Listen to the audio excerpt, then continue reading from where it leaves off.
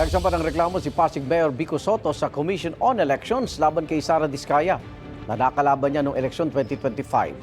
Dahil ito sa umunoy hindi totoong deklarasyon ng mga nagastos ni Diskaya sa kanyang Statement of Contributions and Expenditures o SOSE.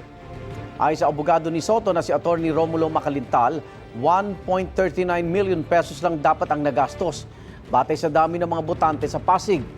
Ang computation ay batay sa Section 13 ng Republic Act 7166 kung saan nakasaad na 3 piso kada botante lang ang pwedeng gastusin ng isang kandidatong may political party. Inilakip sa reklamo ang mga umunoy ginastos si Diskaya sa mga patalastas pa lang. Wala pa raw dyan ang gastos sa malalaking billboard ni Diskaya na hindi umano idineklara sa kanyang SOSE. Hindi makatotohanan ang kanyang Statement of Contributions and Expenditures. Pag binasa niyo po yung SOSE niya, nasa humigit kumulang 800,000 pesos lang ang kanyang declared expenditures.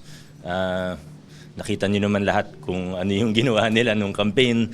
Kayo na po ang maghusga kung yun lang talaga ang ginastos nila.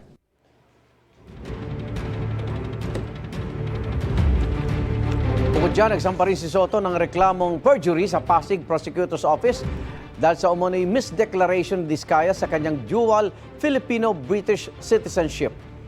Nakakulong sa Cebu si Diskaya dahil sa mga kasong graft at malversation kaugnay sa umunoy ghost flood control project sa Davao Occidental. Ayon sa tagapagsalita ng mga Diskaya na si Atty. Cornelio Samaniego III, kaya lang naghain ng reklamo si Soto ay para daw pagtakpan ang election offense na kinakaharap ng alkalde sa Comelec office sa Pasig. Kaugnay naman sa citizenship, ginita sa Maniego na parehong Pilipino ang mga magulang ni Diskaya, kaya siya rin ay Pilipino, batay sa Jus Sanguinis Doctrine.